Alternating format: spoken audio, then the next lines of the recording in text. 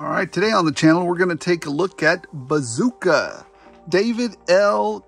Katzenbogen, Bazooka. I always do him as Bazooka. I didn't read the whole names, but anyways, yeah, we're going to take a look at Bazooka. This is the, not the Tiger Force version. This is the original version, or basically the scaled up version of the figure that I never owned Bazooka, but my cousins did. And I'd get to play with them every now and then. I mean, you're a kid back then. Of course, you're not going to have every freaking figure. But anyways, yeah, this is the one that I'm used to. I think it was a brilliant move, if not a little bit of a jerk move by Hasbro to release the Tiger Force one, because we were so foaming at the mouth for a Tiger Force. I mean, for a Bazooka that, they kind of played us, right? They kind of gave us the Tiger Force one. Hey, here, buy this one first to hold you over, because we didn't have the red paint ready.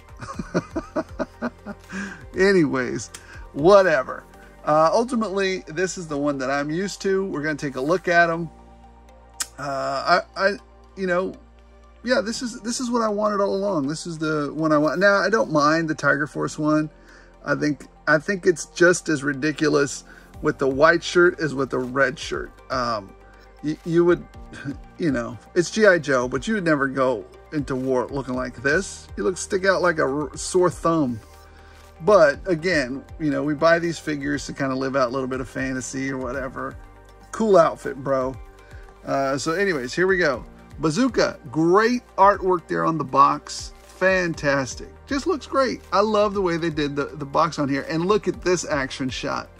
I think I'm going to try to recreate something like that. But I mean, anyways, it's really nice. I really like the, gosh, again, if they could have left this somehow and incorporated some see-through plastic, whoa, that would have been fantastic. Get another shot of here, just the same thing, action shot that he had here in the front, on the side. Here he is with all his accessories, digital render, some of his specialties down here at the bottom. Again, his specialties here, 62 in the line. So yeah, that's his box. I dig it. All right, Mr. Bazooka. He actually comes with a lot of accessories, but at the same time, one thing is really missing. So let's start a little bit with his accessories. Let's go backwards a little bit, right? Just so we can get it out the way and I don't miss any of them. He comes with this helmet, the correct color this time, as close as OD green as you can get. Camo would have been probably closer, but whatever. OD green, this is perfectly acceptable. So nice little helmet. Might even use it on a few Joes. This is exactly the helmet that I wore. Well, very close to. It's very similar to what I wore. Then you have the Bazooka. I did not use a Bazooka. Well, there goes the back end of it. The only anti-armor weapon that I ever fired was called the Law. They're much smaller than these. I don't even know if we have bazookas in the Army. I never fired one. All I did was the Law, and the Law is much smaller than this, and it's only one shot. And they're much lighter, and these are heavy. These are real heavy. And so what you don't want to do is be carrying this thing everywhere. It actually kind of clips on back here too, I think. Isn't it clip on? Yeah, there's a little clip and you can have them hold it like that. Yeah, these are real heavy, and the Laws, the reason we carry those is because they're much lighter. They're just much lighter than carrying this. Yeah, I guess that's why you got a big, beefy Joe carrying it. Because you gotta be schlepping this giant thing around. So yeah, here it is. It looks nice. I don't know what they look like. It looks like it's well designed. It's got the little thing here where you can slide in the missile there for it, or the round. And then, hey, backblast area clear. I do remember that from the Law, shooting it off. So anyways, that's what you got here. Well sculpted. It looks real nice. The one that I got from Tiger Force was a lot more. Why does he keep falling? Keeps passing out. Anyways, let's put him back up there. Lay back. Hang out. Anyways, the one that I got with the Tiger Force one was really bent. This one looks fine. So I appreciate that. It's got this little thing he can put on his shoulder there as well. So one hand here, and then fire away. Anyways, cool. The other thing he comes with is his backpack, which can hold his missiles back here. He's got really cool designs on these. I don't know if the other one did. I'm pretty sure it didn't. I'll look up there later, but I don't think it had these cool little designs on them, like this little shark design, and then this like little nuke looking thing design. The very nice backpack, nice color on it. Could it have done with some washes? Yeah. And each one of these missiles, again, pops out. You know, it's the same thing as with the Tiger Force one, just different colors, that's all. I don't see any differences really with them. But it looks great. I love it. I dig it. Good job on the backpack. Did somebody say that these opened? No, maybe I'm crazy. Maybe I dreamed it. And then you have the figure.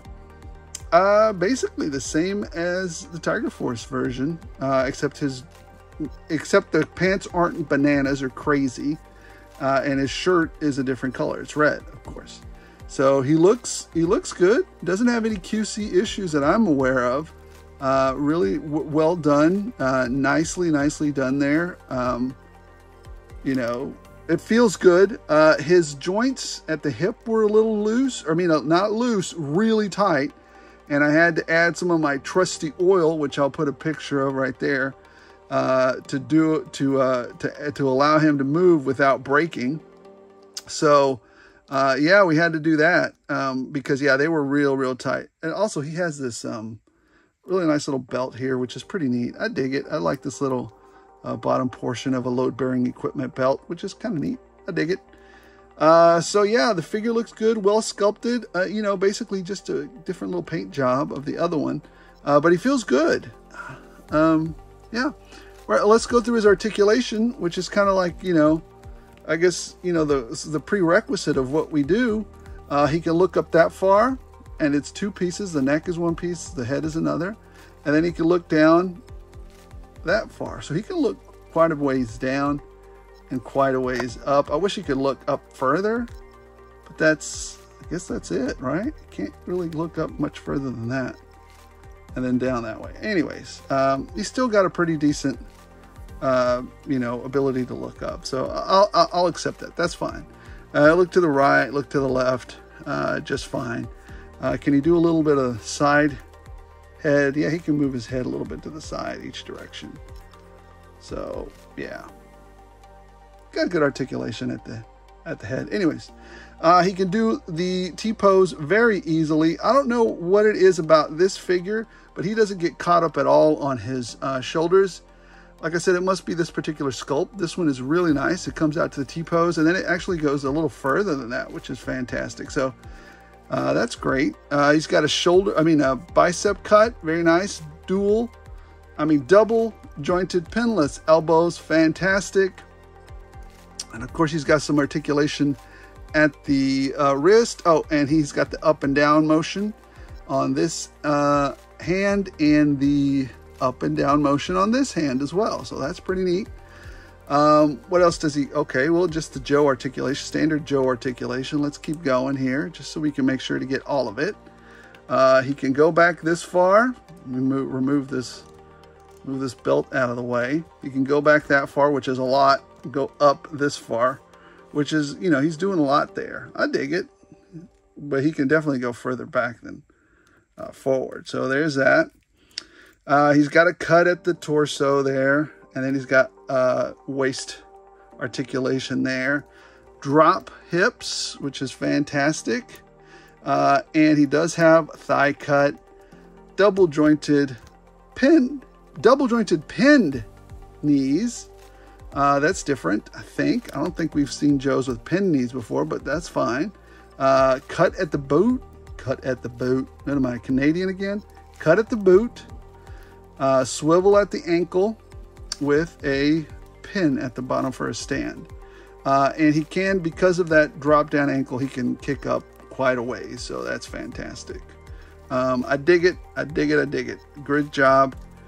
Good job, Hasbro. I mean, we already knew what we were getting because of Tiger Force over there.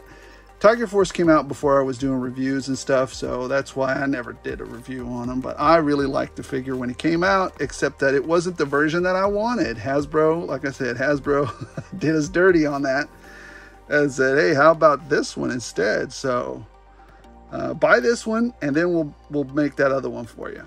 So great use of business. A good business move, not so much a good customer move. That's a bit of a jerky move there for us, but a good move a good business move by Hasbro. It's not illegal. It may be a little bit morally corruptible, but no, they can do that all day. That's business. All right, let's take a look at how he measures up to Destro. Take a look at that. He's taller than Destro, but we knew because he's a beefy guy, right? He's a big guy. So he's taller than Destro, and Destro's already tall. So, just as it goes. Let's see what he looks like next to Skull Sergeant. Skull Sergeant's small anyways. So that's what he measures up to next to Skull Sergeant. Very good. And let's look at a Star Wars Black Series Stormtrooper. He towers over him. Look at that. Just towers over him. So that's where he is there. What else can we look at? Let's do one more just for giggles. Who are we going to take a look at? You know what? Let's just do a Marvel Legend. Oh, he's just not doing great standing up though. Gosh, why does he keep falling? Let's see if we can stand him up straight. Would you stand up straight, Bazooka, please? I'm asking, please, guy. All right, there we go. Let's stand him next to Daredevil. There you go. They're about this. No, Bazooka's much taller than, well, not much taller, but he's taller than him. See, there you go. Back to back. He's well taller than him. All right, let's do a quantified measure. No subjective. Let's just measure him now. And he will be